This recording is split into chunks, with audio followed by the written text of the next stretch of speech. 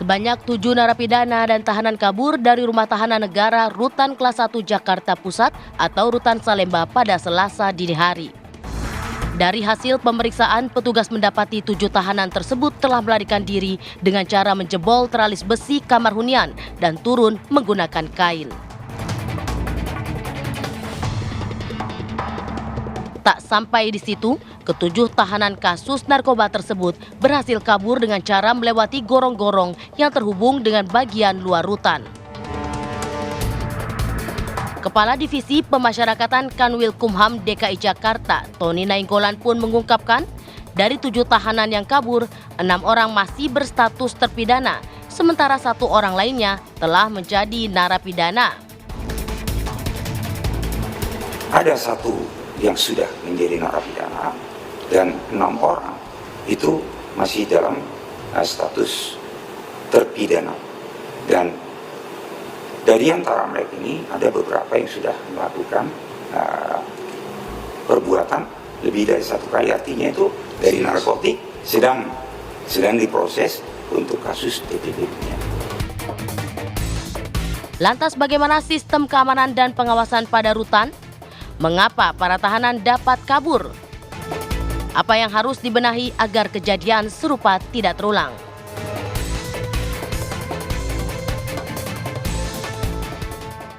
Ya, kita akan langsung membahasnya, pemirsa, dengan sejumlah narasumber berkaitan dengan adanya 7 tahanan dari Lapas Salemba yang 2 hari yang lalu ini diketahui melarikan diri. Begitu saat ini, seperti yang Anda tadi saksikan, masih dalam proses pencarian dan juga pengejaran pihak kepolisian. Kami akan sapa terlebih dahulu narasumber yang hadir di studio. Sudah ada Mbak Fani Hakim yang merupakan kriminolog dari Universitas Budi Luhur. Assalamualaikum Mbak Fani. Ya, waalaikumsalam. Terima kasih banyak undangannya. Oke, sehat ya Mbak ya? Alhamdulillah. Ya, dan juga bergabung melalui sambungan Zoom sudah ada Pak Slamet Pribadi yang merupakan pengamat hukum pidana narkotika, tapi kita akan coba kembali hubungi. Dan masih ada 1 narasumber nanti yang juga akan bergabung, pemirsa, yakni Pak Sugiat Santoso, Wakil Ketua Komisi 13 DPR Republik Indonesia dari fraksi Gerindra. Saya ke Mbak Fani terlebih dahulu. Mbak Fani, ini kan sebenarnya kalau dilihat bukan yang pertama kali adanya kasus di mana tahanan begitu ya melarikan diri.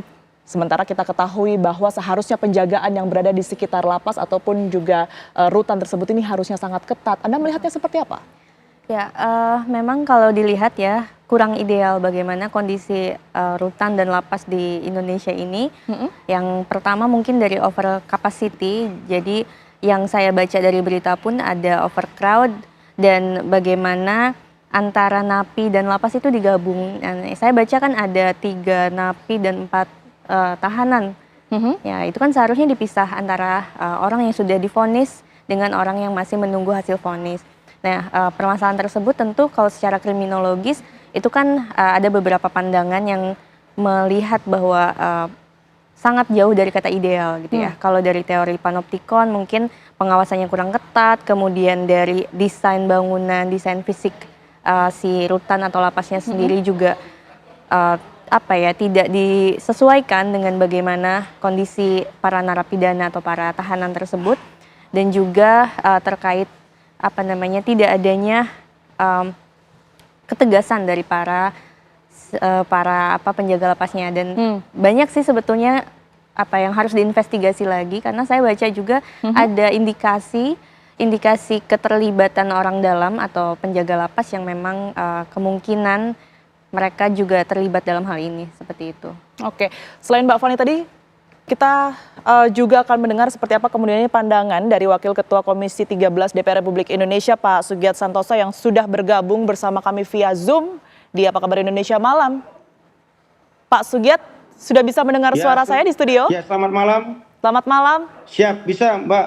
Baik, terima kasih sudah bergabung. Selamat malam para pemirsa TV One dimanapun berada. Baik, Pak Sugiat, dari Komisi 13 ini informasinya kan sudah melakukan sidak langsung ya ke Rutan Salemba. Hasilnya seperti apa, Pak Sugiat?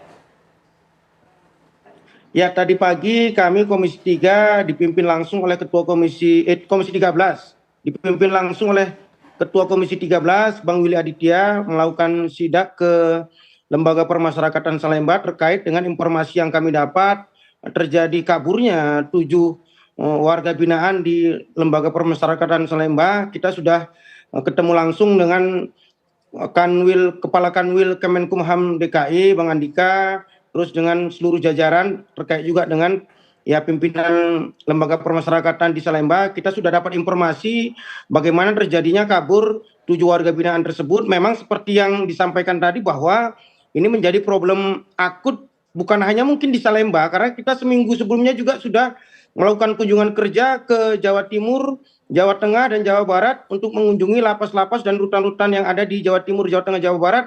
Problemnya sama, terjadi over capacity yang sangat besar. Bagaimana kapasitasnya mungkin hanya sekian, tapi bisa 200% sampai 300% warga binaan yang ada di situ. Sementara sumber daya manusia penjaga atau petugas lapasnya juga sangat sedikit. Ya, ini menjadi problem yang harus kita tuntaskan bersama. Komisi 3 tadi sudah sepakat bahwa minggu depan kita akan lakukan rapat pimpinan untuk segera membentuk panja terkait dengan persoalan ini. Bagaimana ini dituntaskan secara sistemik, masif, tidak hanya dalam khusus konteks Salemba, juga di lembaga permasyarakatan lainnya. Baik, kalau dari hasil sidak tadi, Pak, ini kan banyak sekali pertanyaan masyarakat sebenarnya, mulai dari bagaimana kemudian ini cara para tahanan tersebut ini untuk keluar, yang informasinya adalah sudah ada tralis di situ yang terpotong sementara tidak ada alat. Nah, ini seperti apa informasi yang didapat?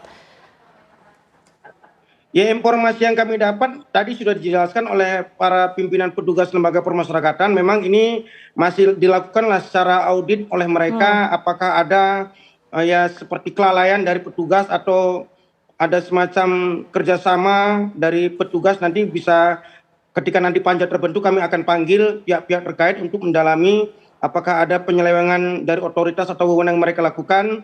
Tapi yang paling penting bahwa memang ya sekali lagi over capacity, SDM-nya kurang, belum lagi memang Mbak bahwa semangat Kementerian Imigrasi dan Permasyarakatan yang baru ini juga mungkin agak sedikit menakutkan bagi warga binaan yang terkait dengan kasus narkoba, apalagi bandar-bandar narkoba.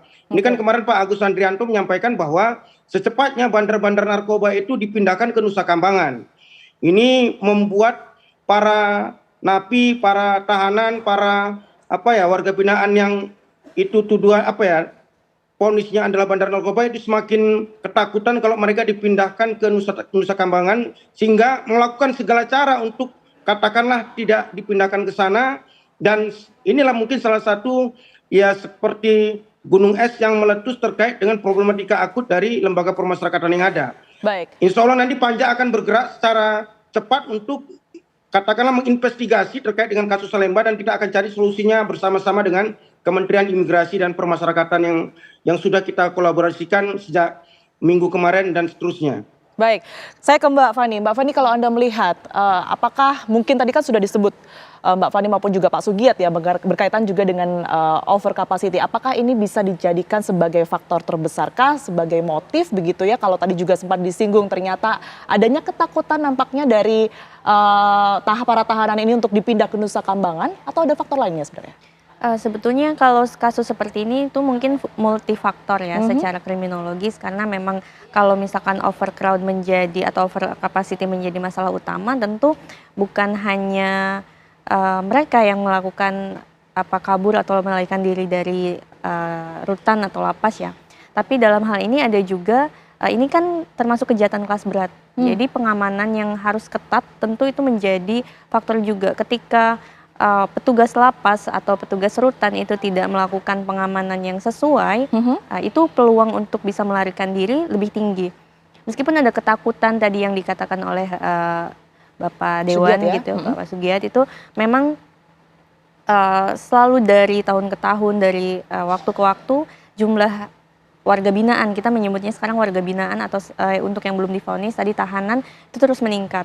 Tapi harus ada juga pemisahan antara pelaku dari pidana berat atau pidana ringan, itu harus dibedakan. Kan ada lapas kelasnya ya, ada rutan juga ada kelas 1 dan sebagainya. Dan itu kita juga melihat kejanggalan dalam hal ini, narapidana bisa atau warga binaan ada di rutan, yang mana itu adalah seharusnya khusus untuk tahanan saja.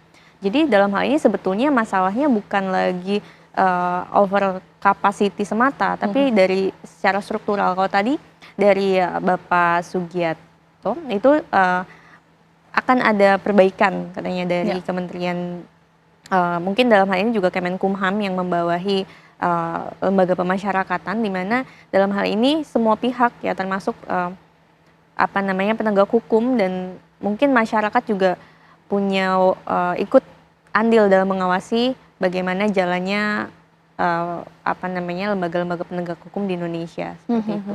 Karena ini memang cukup mengejutkan ya, dan juga pasti masyarakat yang turut mengetahui kasus ini penuh tanda tanya begitu, seperti yang tadi saya katakan bahwa ini sebenarnya keluarnya pakai alat apa begitu, dan medannya juga seperti apa sampai pada akhirnya mereka bisa berhasil lolos. Nah, kita akan lihat terlebih dahulu pemirsa, ini seperti apa sebenarnya perkembangan dan juga situasi terkini di sana. Sudah ada Syahda Yustiza di Rutan Salemba. Selamat malam Syahda, seperti apa kondisi terkini dan informasi terbaru dari sana?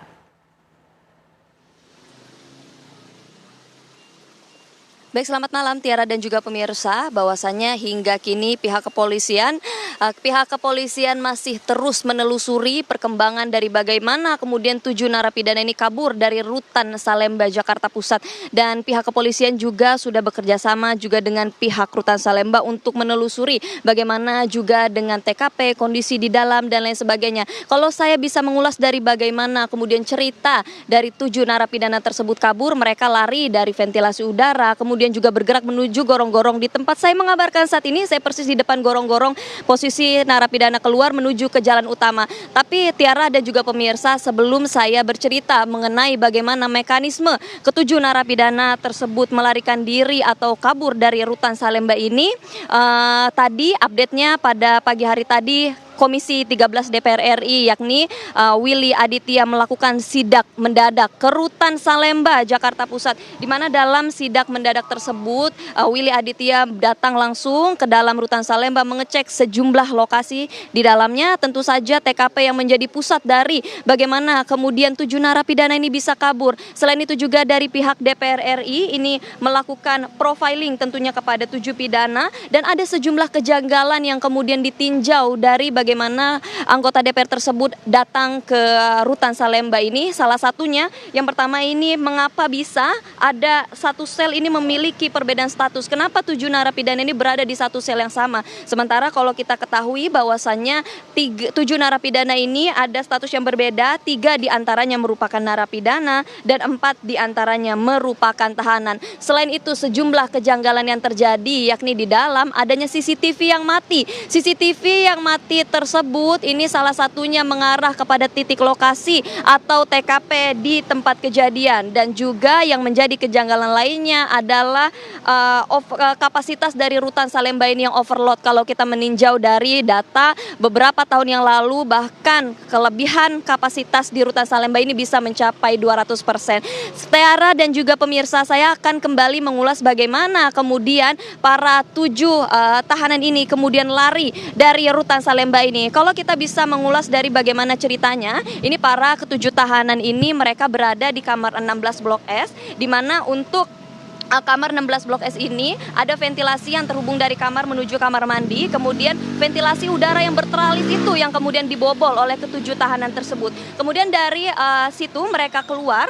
Ada 2 kemungkinan cerita dari mereka, yakni yang pertama bahwa narapidana ini ada kemungkinan keluar melompat menuju beranggang luar. Namun kalau kita sama-sama bisa saksikan bagaimana struktur dari lapas Rutan Salemba sendiri, dari lapas sendiri ini cukup tinggi. Ini karena kita terhalang oleh posko listrik ya. Sebenarnya Tiara dan juga pemirsa bisa menyaksikan bahwa lapas di area atas itu sebenarnya cukup tinggi. Jadi memungkinkan bahwasannya para ketujuh narapidana ini bisa memberdayakan alat seperti sarung ataupun kain untuk mereka turun ke bawah. Nah, setelah mereka turun ke bawah, mereka diketahui masuk ke dalam gorong-gorong. Di tempat saya mengabarkan ini, juru kamera saya Rian Syahrul akan memberitahukan kepada pemirsa di rumah bagaimana kemudian gorong-gorong yang menjadi salah satu akses lewatnya 7 narapidana yang kabur dari Rutan Salemba. Ini kalau bisa dilihat lebih dekat, Tiara dan juga pemirsa, bahwasannya di gorong-gorong ini, di bagian luar ini sudah ada teralis baru yang dibuat. Namun sebelumnya kalau kita bisa lihat lebih detail lagi, lebih dekat lagi ke dalam, ini kita bisa saksikan sama-sama bahwa teralis di bagian dalamnya ini sudah terbongkar akibat dari 7 narapidana yang memang membongkar teralis ini dari dalam. Kemungkinan ini menggunakan alat seperti gergaji. Mereka keluar melalui gorong-gorong ini. Nah, tapi Tiara dan juga pemirsa, mengapa ini memungkinkan? Kalau saya bisa gambarkan kepada Tiara dan juga pemirsa, bahwasanya gorong-gorong ini memang cukup lebar. Diketahui lebarnya ini mencapai 60 hingga 80 cm, sehingga memungkinkan sekali untuk kemudian orang dewasa ini lewat melalui gorong-gorong ini bisa dengan cara membungkuk, ataupun kalau misalnya ketujuh narapidana ini memiliki ciri-ciri postur yang lebih tinggi, ini juga bisa merangkak melalui gorong-gorong ini menuju keluar. Kemudian Tiara dan juga pemirsa, dari gorong-gorong ini yang bisa saya gambarkan tepat di area keluarnya ini menuju jalan utama, di mana jalan utama ini bisa menuju ke arah Salemba dan juga Jalan Ahmad Yani. Dan jalan utama ini merupakan akses bagi transportasi umum yang melintas di sini, sehingga memungkinkan sekali adanya transportasi yang bisa digunakan oleh ketujuh narapidana untuk melarikan diri.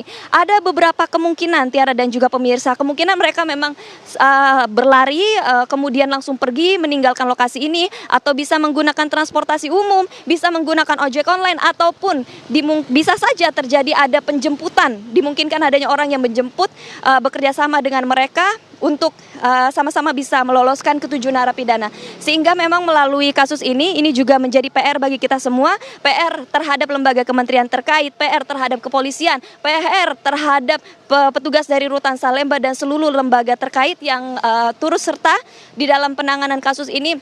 Bagaimana kemudian secara prosedural ini juga harus diperhatikan lebih baik lagi. Tidak terkecuali soal pengawasan, Tiara dan juga pemirsa, karena kalau kita bisa lihat di luar dari bagaimana kemudian narapidana keluar dari gorong-gorong, kemudian juga menuju ke jalan raya, ini di luar area sekitar gorong-gorong ini, di sekitar Rutan Salemba ini diketahui tidak ada CCTV satupun, sehingga memang pengawasannya ini kurang, pengawasannya ini sangat luang untuk para ketujuh narapidana untuk melarikan diri dari Rutan Salemba tersebut. Tentunya selain dari pihak pengawasan, prosedural dan juga teknis ini juga perlu diperhatikan lebih lanjut, mengingat bahwasannya menjadi perhatian khusus bagaimana bisa Rutan kelas 1 ini memungkinkan ketujuh narapidananya melarikan diri, dan selain itu juga hal-hal teknis, hal-hal kecil seperti juga gorong-gorong ini kemungkinan lapuk atau sudah tua, ini memungkinkan sekali untuk narapidana melarikan diri. Sementara demikian update-nya, Tiara. Ya, Syada Yutiza melaporkan langsung dari Rutan Salemba. Tadi sudah memberikan gambaran seperti apa kemudian ini kondisi terkini ya, dan juga menggambarkan bagaimana kemudian ini kondisi sekitar, sehingga pada saat itu para tahanan dan juga narapidana ini bisa berhasil keluar dengan mudahnya begitu. Kita akan lanjutkan dialog kita pada malam hari ini di Apa Kabar Indonesia Malam, pemirsa, tapi usai jeda tetaplah bersama kami.